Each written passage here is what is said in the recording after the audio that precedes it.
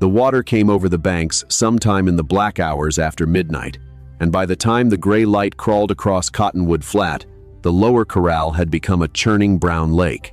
A yearling colt was trapped against the far rails, lunging and screaming, its head going under and coming up again, eyes white-ringed with the particular terror of an animal that knows it is going to drown. 4 grown men stood on the high ground above the wash. They were good men, most of them, and not cowards in the ordinary way. But the current was fast, and the footing was gone, and every one of them did the arithmetic a man does at the edge of bad water, and every one of them came up with the same answer, which was to wait. Every man except her. Cora Mabray went down the bank in her nightdress and an old wool coat, and she went into the flood up to her hips before anyone had finished telling her not to. She was 24 years old, broad through the shoulders and heavy through the hip, the kind of woman that strangers in town measured with a single glance and then dismissed. None of that mattered in the water. What mattered was that she was strong, and that she was not afraid of the right things, and that she had spent her whole life being the one nobody expected anything from, which had taught her to expect everything of herself. She reached the colt, got an arm under its neck, talked to it low and steady the way you talk to a thing that is past hearing words but not past hearing a voice, and she dragged it sideways across the current to where the rail had broken. She did not stop until its hooves found mud, and it scrambled, shaking and alive, onto the bank. Then she stood there in the cold brown water, soaked to the bone, and looked up at the men who hadn't moved. If this story stays with you, follow it all the way to the end. And tell us where in the country you're listening from tonight. Every place, every porch, every kitchen table. We read every single one. It had begun 3 weeks before that, with a square of cheap paper tacked to the board outside the Mercantile in Sweetbrush, Wyoming Territory, in the spring of 1887. Sweetbrush was the kind of town that the railroad had not yet decided whether to love or to forget. A single dusty street of false-fronted buildings huddled under a sky too big for them. Cora had come there on the back of a freight wagon with everything she owned in one carpet bag and $4 sewn into the hem of her skirt. Her father had been a brand inspector and a stockman, a quiet man with cracked hands who had taught her to read a steer's health from 20 paces, to know good grass from poor, and to spot a forged signature on a bill of sale the way another man might spot a snake in the path. He had died in the winter, and her mother had been gone for years before that, and Cora had no people left to speak for her. No former employer who recalled her with any warmth. No preacher willing to set his name to a letter of good character.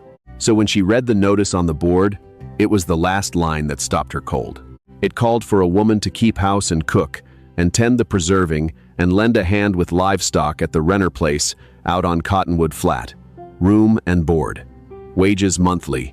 And then, beneath it all, no questions asked about the past. Most women walked by that board without slowing. Cora read it 3 times. A woman with no past anyone would vouch for is grateful when nobody asks about it. She pulled the pin and took the notice down and folded it into her coat. And nobody on the street tried to stop her, because nobody on the street had noticed her at all. The man who drove her out to the ranch was an old hand named Otis Pruitt, who smelled of horse liniment and chewing tobacco and said almost nothing for the first hour. He let the mules pick the trail, and he watched the country roll by with the flat attention of a man who had watched it roll by 10,000 times. Then, somewhere past the second dry creek, he spat over the side and looked at her. "You know what you're driving toward out here?" "A ranch that needs a cook," Cora said. "That ain't what I asked." Otis worked the tobacco to the other cheek. Holt Renner had near 300 head 2 winters back, got maybe 90 left, and half of those are poorly. Lost his hands one at a time. Buried his old foreman last fall. 2 cooks have quit on him since the thaw. He let that sit. Cattle keep dying and nobody can say why. Folks in town have started calling it a cursed outfit. Is he a hard man to work for? He ain't unkind, Otis said slowly, as though he were laying each word down where it belonged. He's just gone quiet in the way a man goes quiet when he's watching everything he built die out from under him and can't stop it. Don't expect him to make you feel welcome. He's got nothing left over for that. I don't need to feel welcome, Cora said. I need work. Otis looked at her, then a long, sideways measuring look, the kind a man gives a thing he had decided about in advance and is now obliged to reconsider. Then he turned back to the mules. "No," he said. "I reckon you don't." She smelled the ranch before she saw it. Sage and dust and the sour Swedish wrongness of something dead and not yet buried. When the wagon topped the last rise, Cottonwood Flat opened below a wide green-gold bowl of grassland, threaded by the creek, a long, low ranch house, a barn, scattered outbuildings.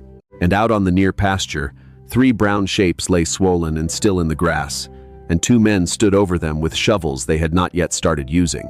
The taller of the 2 turned at the sound of the wagon. He came across the yard with a long, unhurried stride, and Cora climbed down before he reached her, because she had never in her life waited for a man to help her down from anything. She landed harder than she meant to, felt the old hot rush of shame come up her neck, and shut it down the way she had taught herself to. She straightened. She looked at him. Holt Renner was perhaps 35, lean and weathered, with a dark beard a week past trimming, and eyes the color of creek ice. He did not look at her the way the men in town looked at her, that slow, dismissing slide from her face, down to her body, and away. He looked at her the way a man looks at a wheel that's come off its axle, taking the measure of the problem, calculating what it would cost to set right. "You answered the notice." "I did, Cora Mabry." "You've done preserving work. Salt pork, smoked beef, rendered lard, dried fruit, sausage if you've got the casings. My father ran stock. I can doctor a sick cow and pull a calf, and I won't faint at the sight of either." Something crossed his face, not warmth, but something that took a half step toward it before stopping. He glanced at the dead cattle in the pasture, then back at her. "We'll see," was all he said, and he carried her bag inside himself, which she would understand only much later was the closest thing to courtesy the man had left in him. The first weeks she worked like 3 women. The kitchen had been let go to ruin, and she scrubbed it back to life. She fed the 2 young hands who remained, brothers named Wiley and Toby, who ate like wolves and watched her with the wary hope of half-grown boys who had not had a decent meal in a season.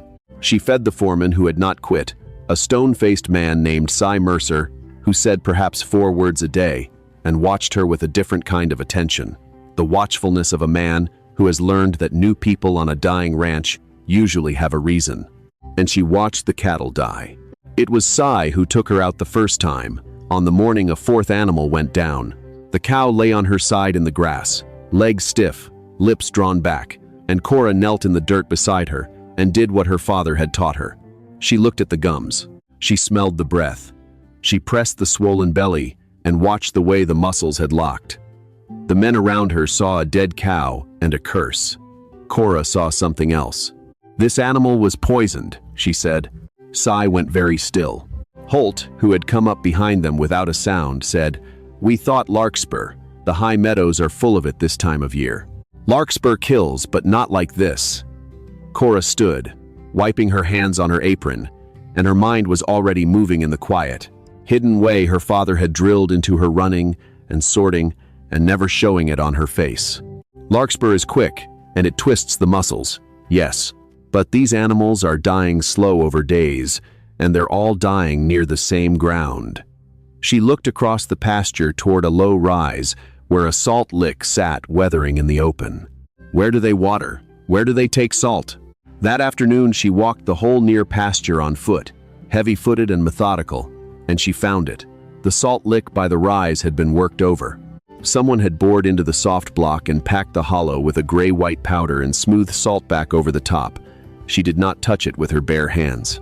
She wrapped a sample in a clean cloth and put it deep in her apron pocket and said nothing to anyone but Holt and Cy in the kitchen after the boys had gone to bed. "Arsenic, I'd wager, or rat poison," she said, low. "Mixed into the salt where the cattle would take it themselves and nobody would have to come back twice." Holt's jaw worked. "Who?" And here was the moment her father's voice rose up in her, clear as the day he'd first said it. "When you know a thing your enemy doesn't know you keep it close, girl. A card face down is worth 10 cards face up. Whoever it is," she said, "wants us to believe it's bad luck or bad land. The moment we go shouting about poison, they'll change how they do it, and we'll be back to burying cattle and guessing." She set the wrapped sample on the table between them. "We move the salt. We move the herd up onto the bench grass where the ground's clean. We doctor the sick ones quiet, and we let whoever's doing this go on believing the curse is working. She paused. "And we find out who profits when this ranch dies." Holt looked at her for a long moment across the lamplit table, really looked, in a way he had not allowed himself to look at anyone in a long time. "You think a great deal of yourself, Miss Mowbray," he said, but there was no cruelty in it. There was something closer to wonder. "No," she said. "I think a great deal of the truth. There's a difference, and most people never learn it." They moved the herd to the high bench that week. Cora went up with them and slept in a line shack and learned the grass and the water, and which animals were thriving and which were finished. And she began, without anyone telling her to do the thing she truly knew how to do. She culled the herd hard. She found the half-dozen cows that threw good calves year after year and built around them. She doctored the poisoned cattle with charcoal and grease and patient hours, and she saved more of them than anyone had dared hope. By midsummer, the bench was green with healthy stock, and the dying had stopped, and the men had begun to look at her the way you look at someone who has turned out to be the load-bearing wall of the house. But she did not tell the town. As far as Sweetbrush knew, the Renner place was still a cursed and finished outfit limping toward the auctioneer's block. That was exactly what Cora wanted them to think. The man who profited was named Augustus Thorne. Thorne owned the largest spread in the county, the only bank worth the name in Sweetbrush, and most of the men who held office between the two. He was a soft-spoken man with clean hands and a gold watch chain, and he had spent 2 years buying up the small ranches along Cottonwood Flat, one ruin at a time. Because the railroad survey had come through quiet the autumn before, and Thorne was one of perhaps 3 men in the territory who knew the spur line was going to run straight across the flat. The land that looked like grazing and grief to everyone else looked to Augustus Thorne like the floor of a vault. He had come to Holt twice with offers, both times generous on their face and insulting underneath, and both times Holt had told him to get off his land, so Thorne had stopped asking. He had a way of getting what he was patient enough to wait for. The first Cora saw of it directly was a man named Cobb, who turned up leaning on the corral one evening with a hired man's flat eyes and a habit of being where the trouble had just been. A length of fence on the south line got cut. A water gap got fouled. Once, in the night, the new salt licks on the bench were tampered with, but Cora had taken to changing them out herself and watching the ground for tracks. And she found Cobb's boot prints clear in the soft earth by the rise, and she said nothing. And she drew the shape of the heel in her little book by lamplight, and she waited. The blow Thorne had been building toward came in September, and it came not from a hired man, but from a clerk.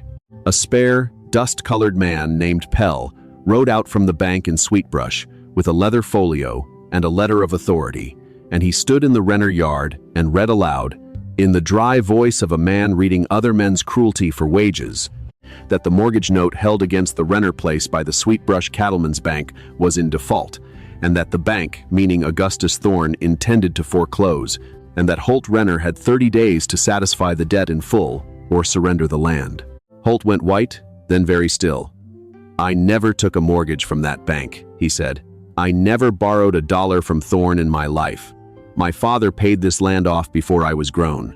The note bears your signature, Mr. Renner." Pell drew a single folded sheet from the folio and held it up, not close enough to touch. Witnessed and recorded at the Territorial Land Office. "The matter will be heard before the magistrate in 3 weeks." He had the careful blank face of a man who delivered other men's moves and tried not to look at what they did.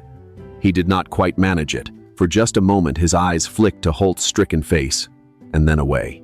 And Cora, standing in the kitchen doorway with a dish rag in her hand, felt the whole crooked shape of it click into place at once, the way the last fence post drops plumb into a hole, and the whole line suddenly stands true. The poison to weaken him, the sabotage to bleed him, and a forged note to take the land legally when the man wouldn't sell it freely. It was elegant. It was patient. It was exactly the kind of theft that wears a clean collar and never has to soil its own hands. She did not say a word of this in the yard. She let Pell ride away. That night, when Holt sat at the table with his head in his hands and Cy stood by the cold stove like a fence post and the boys huddled scared in the doorway, Cora set a cup of coffee in front of Holt and sat down across from him, and then deliberately got up and sat down beside him. Instead, close, the way you sit beside a man when you mean to be on his side and not across from it. "Did you see your signature on that paper?" she asked. He held it too far off. "Good," Cora said. Then he doesn't know what you know either. She turned the lamp up. My father inspected brands and bills of sale for 20 years. He used to say a forger can copy the shape of a name, but he can't copy the hand that made it, the speed of it, the lift between the letters, the way a man's pen weighs more on the downstroke than the up. He taught me to see it. Holt, do you have anything you've signed yourself? An old letter? A real bill of sale? A deed? Holt looked at her. Something was coming back into his eyes that had been gone since the day she'd arrived. My father's strongbox, he said. There's papers, the original deed, letters. Then we have 3 weeks, Cora said. And we are not going to spend them being afraid. We're going to spend them gathering proof. The poison, the boot tracks, the fence cuttings, and that note. She tapped the table. Thorne thinks he's foreclosing on a beaten man and a dead ranch. He doesn't know the herd is alive on the bench. He doesn't know I've been keeping a book. And he surely doesn't know there's a brand inspector's daughter in this kitchen who can stand up in front of a magistrate and tell the difference between a man's true signature and a stolen one. She held his gaze. We let him keep thinking he's already won, right up until the moment he hasn't. It was the slow, deliberate, hidden work of 3 weeks, and Cora did most of it. She rode quiet to the Territorial Land Office 2 days over and copied out, by hand, the recorded note and the names of the witnesses, and she learned that one of those witnesses had also witnessed 3 other notes against 3 other ruined ranches along the flat, all foreclosed, all bought at auction by the same buyer. She wrote a careful letter to a deputy United States Marshal named Hollis Ward, whose name her father had once mentioned with respect, because forged documents recorded across territorial lines and sent through the mail were not merely a local quarrel, but a federal crime, and a string of them was a pattern. And a pattern was the thing that hanged a patient man, and she said nothing in town. She let Sweetbrush go on pitying poor, finished Holt Renner. She let Augustus Thorne, who watched the flat from his fine house with the easy contentment of a man whose plans are ripening, go on believing the fruit would simply fall into his hand. The hearing was held in the back room of the Sweetbrush Land Office on a cold October morning, with the magistrate at a plank table, and Thorne sitting easy in a good coat, and the clerk Pell laying out the note like a winning card. Thorne had come to watch a formality. He nodded to Holt almost kindly. He had the relaxed cruelty of a man who has never once lost. Cora sat beside Holt in her best dress, which was a plain, dark blue, with her father's strongbox papers in a satchel on her knees and her little book in her hand, and she did not look beaten at all, and that was the first thing that made the smile slip a fraction off Augustus Thorne's face. The magistrate read the note. He asked Holt whether the signature was his. "It is not," Holt said. "I never borrowed from that bank."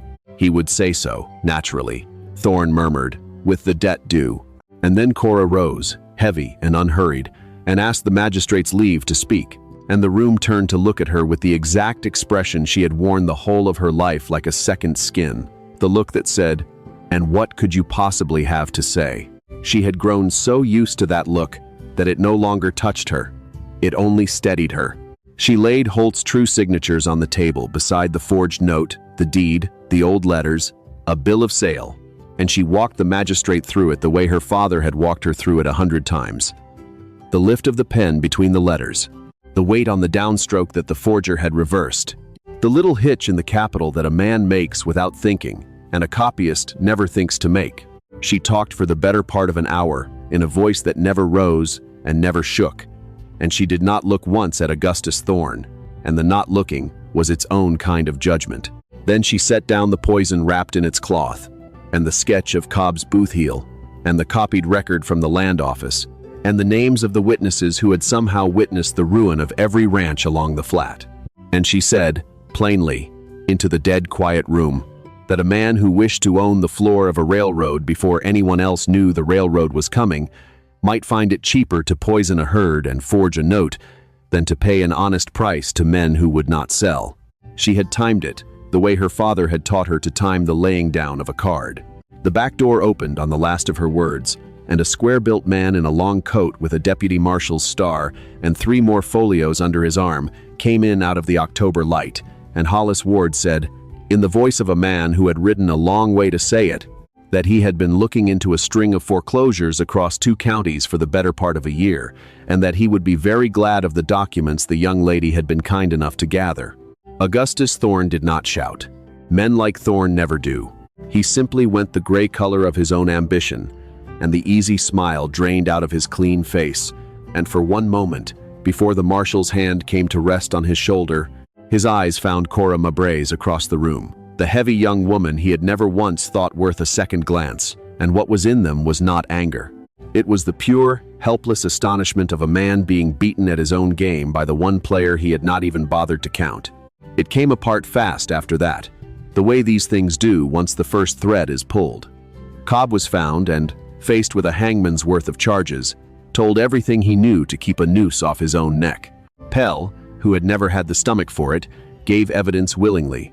The forged notes were thrown out. The ranches that had been stolen along the flat went back into a fight to be returned to the families who'd held them. And Augustus Thorne went east in chains to answer to a federal court for fraud and the use of the mails to commit it.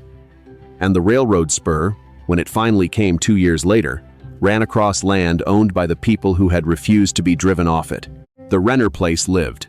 By the first hard frost, there were 140 head wintering fat and clean on the bench, built up from Cora's culled and chosen cows, and there was a contract signed with an honest buyer out of Cheyenne for the spring drive. Wiley and Toby filled out into capable young men.